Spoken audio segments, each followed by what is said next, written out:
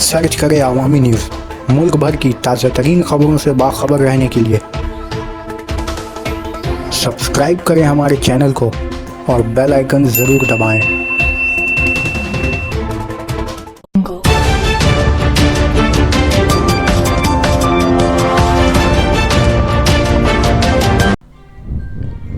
ममता बनर्जी और पीएम मोदी के दरमियान बुध के दिन मुलाकात होगी।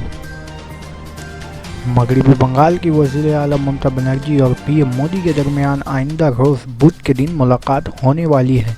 बताया जा रहा है ये मुलाकात करीब 1.5 साल के बाद उन दोनों लीडरान के दरमियान होगी, जबकि मुलाकात की नौइयत के बारे में ठोस तरीके से कुछ भी नहीं बताया जा रहा है।